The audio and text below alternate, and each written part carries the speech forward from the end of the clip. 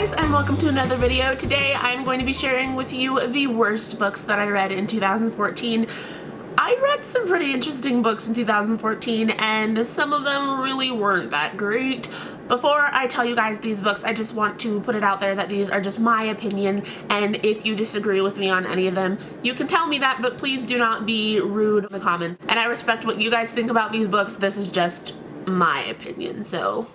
This year though, I was only able to pick out 5 that I really didn't like at all, so that's good because last year I had more and the year before that I had more, so this time it's going down. And with that, I think we will just get started with book number 5, which is Slow Storm by Danica Norgardov. I hope I said that correctly. This is a graphic novel, and I think that 2014 was the year of graphic novel for me. I read graphic novel after graphic novel, and I really loved them, and I think this was probably the first one that I didn't like. Not because of the story. If I remember correctly, the story is about a female firefighter who decides to help a guy who had just jumped the border from Mexico, and he is about to get caught, and then she helps him. I like the story. I think one of the main things with graphic novels that I didn't realize is that you have to like the art. If you don't like the art, it's not going to work out very well, and with this one, unfortunately, I did not like the art. I felt like it didn't reflect the story at all. It was very abstract, and I felt like with this story had more precise, if that makes sense. It's really hard not having the book in front of me explaining specific reasons why, but also the story went on a couple of tangents, and by the end I was just kind of wondering what the point was, so that was a little frustrating. Unfortunately, I did not like this book. Number 5, Slow Storm by Danica Norgardov. Number 4 is Kissing Kate by Lauren Miracle. I picked this one up. I think this book is in my first video on this channel, which is my first book haul ever. I got this at a thrift store like 2-3 years ago, which was kind of sad, but I decided to pick this one up because I picked it out randomly. And this book is about Kate and Lisa, who are best friends, and then one night they kiss and then their relationship isn't the same, and they're just trying to figure out like what's going on.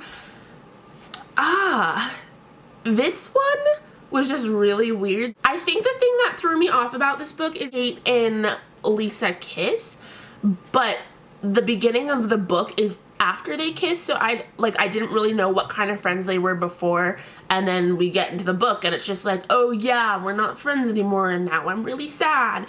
And I didn't like that because I felt like if we would have started with them being friends and then the kiss happened and then we see the aftermath, that would have been better. But with this, we were just kind of thrown in and I didn't connect with that. Also, because we started after the kiss, we went through a lot of what if things with Lisa, and we just went through like hundreds of what if she doesn't want to be my friend anymore, what if this, what if that, and it was just really kind of boring. And I don't mind when that is part of the book, but when it's like 70 to 80 pages of a 200-page book, it's kind of boring, and the subplot wasn't for me, so this one just didn't connect with me. Number 4, Kissing Kate by Lauren Miracle. Number 3 is A Summer to Die by Lois Lowry. I was really excited to pick this one up. 1, because the librarian at my local library told me about this one and I was really excited about it, and 2, because Lois Lowry wrote The Giver, and The Giver is probably one of my favorite books of all time. What frustrated me about this book was the title is A Summer to Die, and if you read the back of the book, it talks about the main character and how she's worried because her sister is sick. We all know what's going to happen in this book, and I thought that it would be a little bit more of a plot besides that, but it didn't really. And so I'm reading all this stuff that I know is probably going to happen, and for me, I felt like the book ruined the book for me, and I don't know, it wasn't really my thing. Number 3, A Summer to Die by Lois Lowry. Oh, I think out of all the books that I have on this, number 2 is the one that I'm really afraid to put on this because I know so many people love it, but I'm going to continue with my opinion and just be honest And number 2 is The Unbecoming of Mara Dyer by Michelle Hodkin. I know, it pains me to say this because I know so many of you guys love this book and I thought I was going to love it too, but there's so many problems with this book. There was one thing about this book in particular that just made me cringe. It hurt me, and it's hard to say, but it's Noah Shaw. So many people love Noah Shaw and they think that he's just this sarcastic, like, fun guy.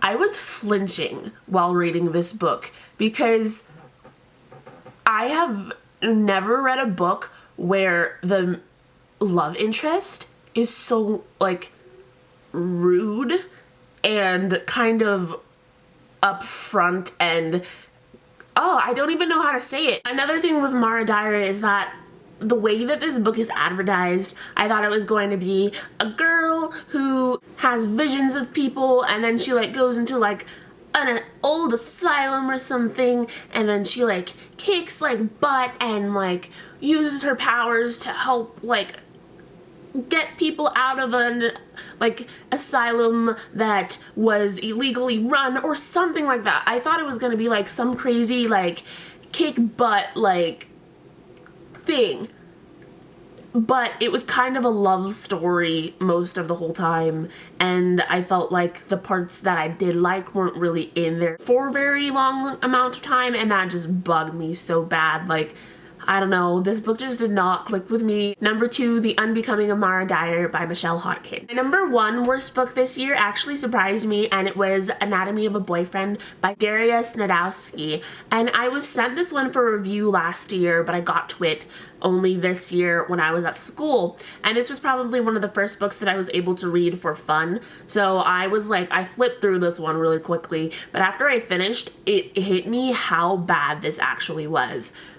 Dominique, the main character, was extremely whiny, and I'm the kind of person that when other people say that book characters are whiny, I try and defend the character, and I'm like, do you not see that she's going through this? Do you not see that he is going through this? Won't you be whiny too? But, oh my gosh, ow.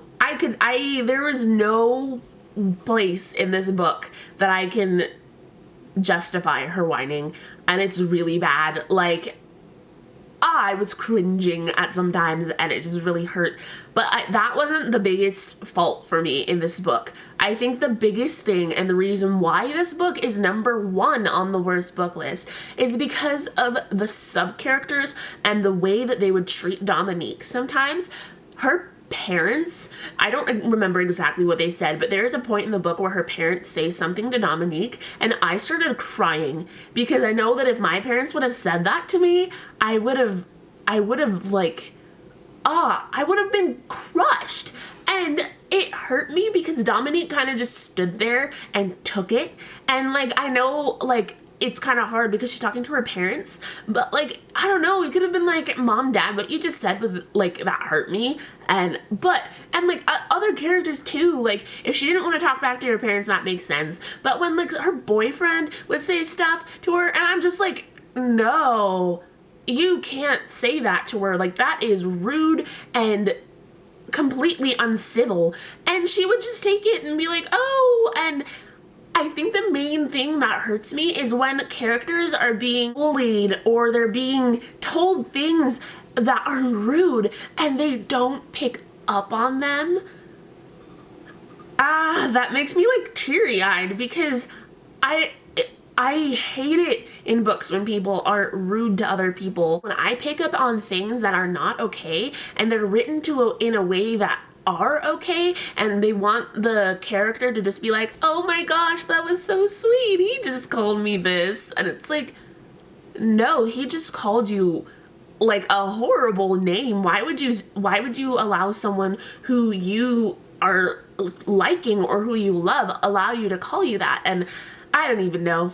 I could talk about this forever, but I think I'd be talking in circles. Number 1, Anatomy of a Boyfriend by Daria Snedowski. That is it for this video. I hope you all enjoyed watching it. In the comments, please let me know why you either liked or disliked these books, because I would really like to know y'all's opinions. And with that, I guess I'll just see you in my next video. Bye!